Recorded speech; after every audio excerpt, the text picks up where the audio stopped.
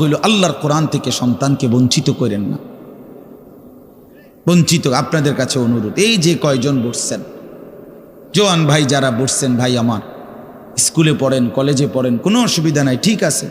নতুন করে আবার মাদ্রাসায় ভর্তি হইতে পারবেন না, আমরাও জানি, কিন্তু কোনো একটু সময় বের করে আল্লাহর কোরআন সময় সুযোগ বের করে শেখা সম্ভব। শুক্রবারটা তো অবসর থাকেন, বৃহস্পতিবার বিকাল থেকে তো অবসর থাকেন, শনিবারটা তো অবসর থাকেন, তো একটু আল্লাহর কালাম পড়েন কোনো একজন আলেমের কাছে, কোনো একজন মসজিদের ইমামের কাছে, কোনো একজন মাদ্রাসার ওস্তাদের কাছে, নিজে আলাদা একটু সময় বাইর করেন যে আমার মালিকের কোরআন আমি একটু শুনি, আল্লাহ তাআলার কালাম শুনি। আহা, কোরআনুল কারীমের নূর, এটা যে শুনলো না, সে শুনলোটা কি? সে শিখলো কি, পড়লো কি? মজাই তো পাইলেন, কথা বলার মজাই তো হয় নাই। আমি তো অনেক সময় বলি, আল্লাহর ঘরের কালো গিলাফ আর মদিনার সবুজ গম্বুজ যে দেখে নাই, যেই চোখ, হে দেখলো কি? কালো গিলাফ যে দেখে নাই কাবার, রাসূলুল্লাহর রওজায়ে আতহারের সবুজ গম্বুজের ওই সৌন্দর্য যে দেখে নাই, যেই চোখ, সে জীবনে কি দেখলো? আর আমার একবার মক্কা শরীফ এক লোক উমরার সময়, বাংলাদেশি এক লোক দৌড়াইয়া আমার আয়সা জড়াইয়া ধরছে, ধরাইয়া কাঁদা দিছে, বলছে হুজুর আমি আপনার এক কথার কারণে হজে আসছি, উমরায় আসছি। আমি বললাম মানে? এই কথাইটা আমি এটা শুনছি, আজ আপনি বলছেন যে এই চোখ কাবার কালো গিলাফ দেখে নাই, রাসূলুল্লাহ সাল্লাল্লাহু আলাইহি সাল্লামের রওজায়ে আতহারের সবুজ গম্বুজ দেখে নাই, সে দেখলো কি? আর এটা আমার দিলে লাগছে যে হ্যাঁ ঠিকই তো, আমি আর কি দেখলাম? তাই তো যেই জবান আল্লাহর নামে নিতে জানে না, মালিকের কোরআনই পড়তে জানে না, তুমি পড়লা কি মিয়া? তুমি কি গোড়ার ঘাস কাটলা মিয়া? বাকি সবগুলো পড়া না হলেও দুনিয়া চলতো মিয়া। মূর্খ বকলম, নাম দস্তখত করতে জানে না, টিপসই দেয় এমন হাজারো মানুষ দুনিয়া ভোগ করতেছে। বাড়ি গাড়ি, নেতাগিরি, মাতবুরি, ক্ষমতা, দালান বিল্ডিং, সবটা দুনিয়া ভোগ করছে, অথচ নামটাও সই দিতে জানে না। এমন নাই? বলেন না এমন নাই? তো সে কোন যোগ্যতায় দুনিয়া ভোগ করছে? সে কিভাবে দুনিয়া ভোগ করতেছে? যদি বলেন সে সমাজে তার কোনো মান সম্মান, আরে না মিয়া, বহুত নেতাদের মাতবর সমাজের, সে তো মূর্খ, টাকার জোরে ক্ষমতা দেখাচ্ছে, এমন মানুষ নাই? তো তাইলে এই জন্য বাপ আবারও অনুরোধ করছি আমি, অর্থ হইল অপমান করা না, জেনারেল শিক্ষা নিষেধ করা না। আমি তো কুমিল্লা ভিক্টোরিয়া কলেজ থেকে মাস্টার্স পাশ করছি, সায়েন্স বিজ্ঞান বিভাগ থেকে দাখিল পাশ করছি। এর মানে এটা বাদ দিতে বলতেছি না, বাদ তো আমি দিছি না, বাদ আপনি দিছেন। কথা বুঝেন নাই? বাদ আপনি দিছেন, আল্লাহর কোরআন বাদ দিছেন, রাসূলুল্লাহ সাল্লাল্লাহু আলাইহি সাল্লামের সুন্নাহ বাদ দিছেন। এতগুলো পড়ছেন, ধন্যবাদ আপনাকে। এটা পড়লেন না কেন? এতগুলো শিখতে পারলেন, এত লক্ষ টাকা খরচ করতে পারলেন, 4 বছরের মেডিকেলের জন্য, 6 বছরের মেডিকেলের জন্য এক বাপ তার ছেলেটার জন্য, মেয়েটার জন্য কত লক্ষ টাকা খরচ করছে, তার কোনো কুল কিনারা আছে মিয়া? তো আপনি পড়ান, কোনো অসুবিধা নাই, কিন্তু আপনি আপনার বাচ্চাটাকে আল্লাহর কোরআন থেকে বঞ্চিত করলেন কেন? নামাজ থেকে বঞ্চিত করলেন কেন? 2টা সূরা পড়তে জানে না, একটা আত্তাহিয়াতু শুদ্ধ করে বলতে পারে না, এটা দোয়ায়ে কুনুত পড়তে জানে না। একজন মুসলমান বেটা, 40 বছর বয়স, লজ্জা থাকা উচিত বেটা, ওই বেটা শরম থাকা উচিত বেটা। কার জমিন খাইতেছ, কার আসমান ভোগ করছ, কার দুনিয়া ভোগ করতেছ? এত বড় মালিকের আসমান ও জমিন ভোগ করে সেই মালিকের সেজদাটাও ঠিক মতো দিতে জানে না, সেই মালিকের নামটাও পড়তে পারে না। এর চাইতে লজ্জার কি হইতে পারে বলেন বাবা? অপমান কি হইতে পারে? আল্লাহ আমাদেরকে বিবেক দান করেন, আল্লাহ আমাদেরকে বিবেক দান করেন। বিবেক থাকা চাই, বিবেক থাকা চাই। কোরআনুল কারীমের মধ্যে আছে, আল্লাহ তাআলা বলছে, একটা সাংঘাতিক কথা আছে কোরআন শরীফে, ফাবিআইয়ি হাদিসিন বা'দাহু ইউমিনুন। আমার দিল নড়ে কোরআনের এই আয়াত শুনলে, কলিজা সুদ্ধা কাইপা ওঠে। আল্লাহ তাআলা কোরআনে বলছেন, এই 29 পারার মধ্যেই আছে, সূরা মুরসালাতের মধ্যে আল্লাহ তাআলা বলে, বান্দা 23 বছরে আমি আমার রাসূলের কাছে এই সর্বশ্রেষ্ঠ কিতাব নাজিল করলাম, আমার সবচেয়ে শ্রেষ্ঠতম কথাগুলো আমি তোমাদের জন্য দিলাম। বান্দা, এর চাইতে আর দামি কোন কথা বললে তোমরা আমার কথা মানতা? বুঝেন নাই? ফাবিআইয়ি হাদিস, আল্লাহ বলছে, বান্দা এরপরে আর কি বললে, এর চাইতে দামি কথা আর কোনটা বললে, আর কোন কিতাব নাজিল করিলে, আর কেমনে বললে? ফাবিআইয়ি হাদিসিন বাদাহু ইউমিনুন, আর কিভাবে বললে বান্দা ঈমান আনতা, বিশ্বাস করতা? আকিমুসসালাহ আকিমুসসালাহ 80 বারের চাইতে বেশি বলছি আমার কোরআনে, আর কতবার বললে আমারে সেজদা দিতা? ইত্তাকুল্লাহ ইত্তাকুল্লাহ বারবার বলেছি আল্লাহকে ভয় করো, আর কতবার বললে বান্দা আমারে ভয় করতা? কতবার বলছি? আল্লাহ বলবেন। রাসূলুল্লাহ সাল্লাল্লাহু আলাইহি সাল্লাম বাপ আমার, বন্ধু আমার, নওজোয়ান সাথী আমার, মনে রাখবেন, বিশ্বাস করেন, রাসূলুল্লাহ সাল্লাল্লাহু আলাইহি সাল্লাম হাসরের ময়দানে অসংখ্য উম্মতকে জিজ্ঞেস করবে। এই আমল নামা যখন দেখবে, প্রত্যেকটা উম্মত তার নিজ নিজ আমল নামা রাসূলুল্লাহ সাল্লাল্লাহু আলাইহি সাল্লাম দেখবেন। এই আমল নামা দেখে নবী জিজ্ঞেস করবে, উম্মত 23টা বছর এক টানা আমি কেঁদেছি, উম্মত 23 বছর তোদের জন্য আমি কেঁদেছিলাম। এমনও রাত গেছে, সারা রাত উম্মতের জন্য আমি কেঁদেছি, সারা রাত দোয়া করছি উম্মতের জন্য। তায়েফের পাথরের আঘাতে পিঠ চালনির মতো ছিদ্র বানায় ফেলছি, পেটের কষ্টে, ক্ষুধার কষ্টে 14 দিনের চাইতে বেশি পেটে 2টা পাথর বাইদা ক্ষুধার কষ্ট হজম করছি। উহুদের দান দান শহীদ করা রক্তে আমি বেহুশ হয়ে আমি পড়েছিলাম। সেই নবী আমি আর কত কাঁদলে, আর কত রক্ত ঝরাইলে উম্মত তুমি আমার কথা মনে করতা? তুমি আমার কথা ভাবতা? সাল্লাল্লাহু আলাইহি ওয়াসাল্লাম যখন এটা জিজ্ঞেস করবেন, তখন কি জবাব হবে বাপ? বলেন, ইনসাফের কথা বলেন। কি মনে করছেন? সুপারিশ? হাসরের ময়দানের সুপারিশ মানে কি?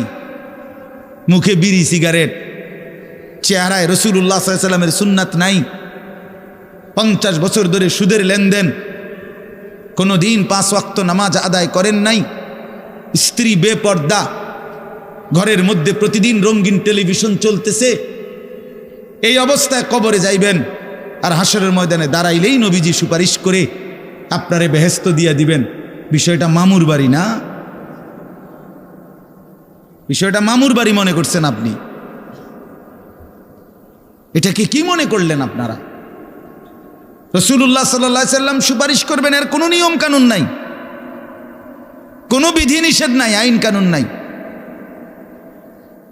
হাউজে কাউসারের পানি, এটা কি 10 টাকার পানির বোতল মনে করছেন? রাসূলুল্লাহ সাল্লাল্লাহু আলাইহি সাল্লাম বলছেন, 1 ঢোক পানি পান করলে আর কোনো দিন বান্দা তৃষ্ণার্ত হবে না। এতটা আজিমুশান দামি, এমনি এমনি দিয়ে দিবেন? এটা এমনি এমনি দিয়ে দিবেন? দয়া করে ভাবতে শিখেন, নিজের ভালো বোঝেন, নিজের ভালো, নিজের ভালো। আমি যেই সূরাটা পড়ছি, এই সূরাটার নাম হলো সূরা মুলক, 29 নম্বর পারা, কোরআনুল কারীমের 67 নম্বর সূরা। এই সূরাটার নাম হচ্ছে সূরা মুলক। এই সূরার 3টি আয়াত, 12, 13, 14, এই 3টি আয়াত আমি আপনাদের সামনে, এটা রাখতে কষ্ট,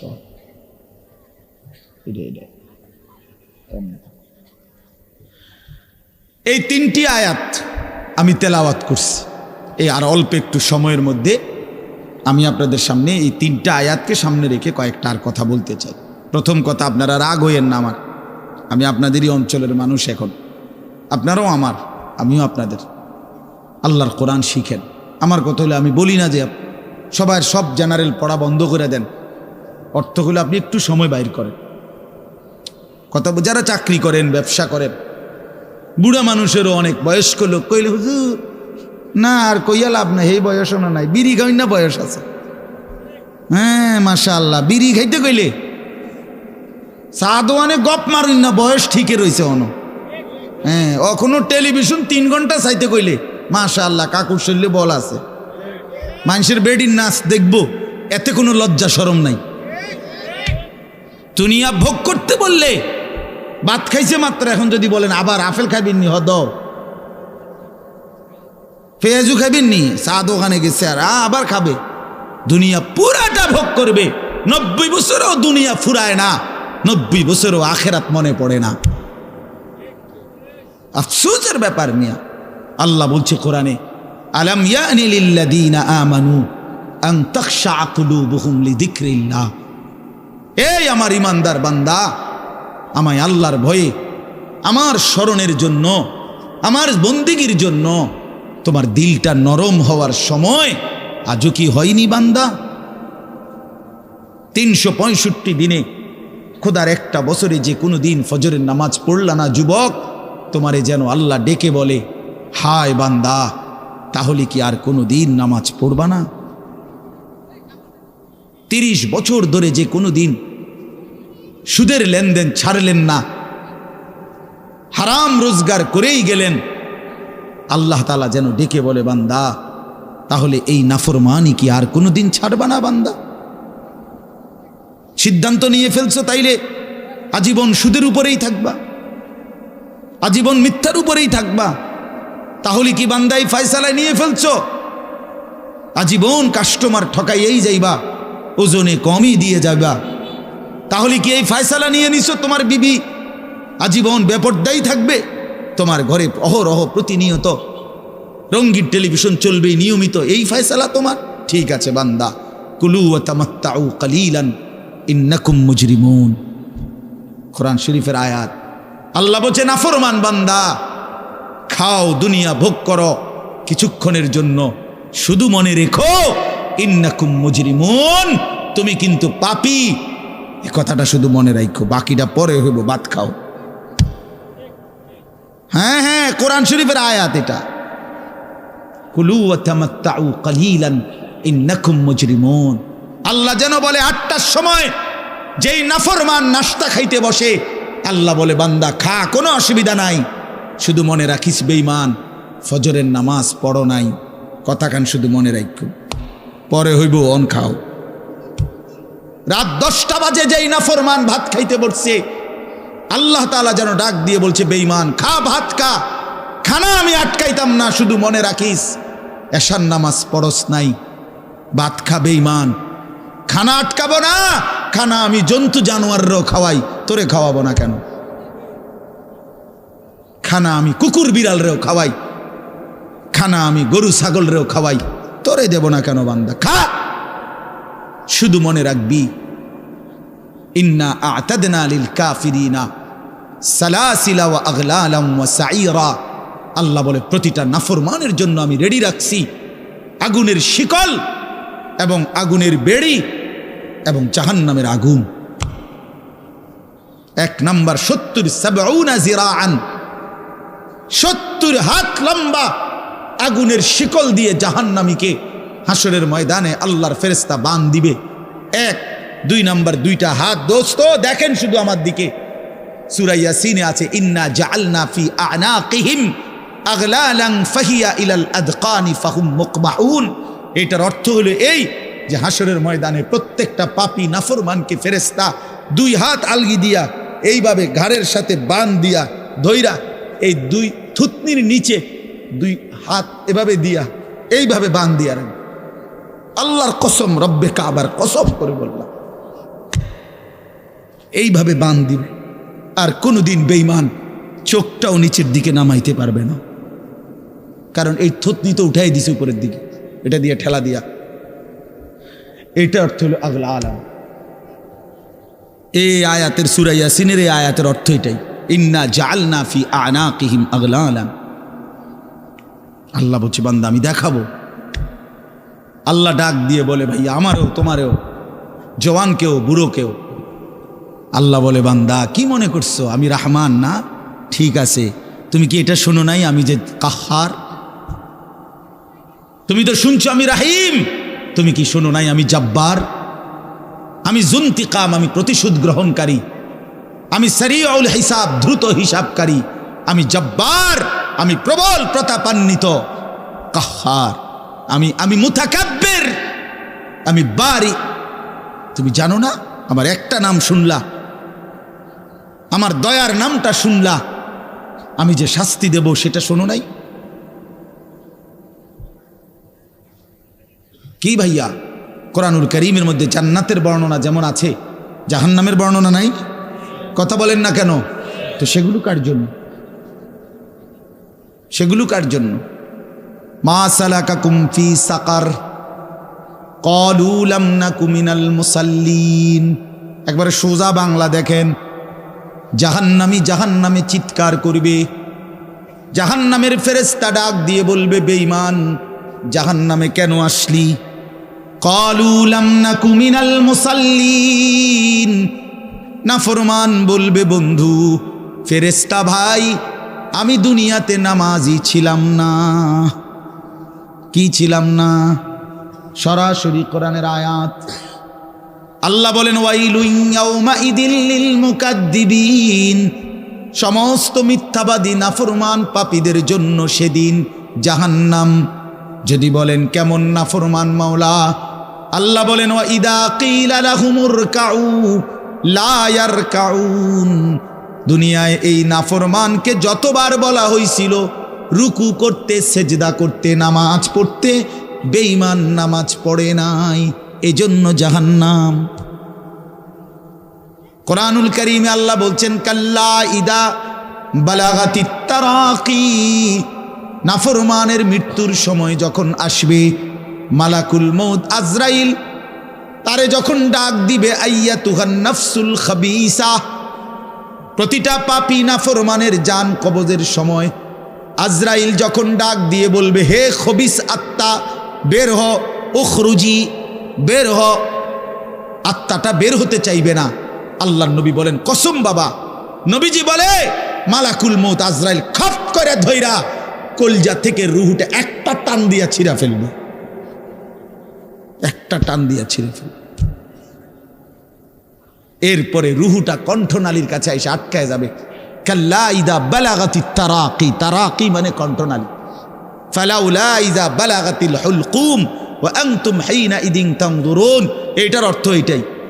হুলকুম মানে এই কণ্ঠনালী, বের হতে চাইবে না রুহু। আজরাইল তখন ধৈরে টাইনা হেসরাইয়া ছিঁড়া ছিন্ন ভিন্ন করে বেঈমান নাফরমানের কলজা ছিঁড়া ফেলবে। রুহ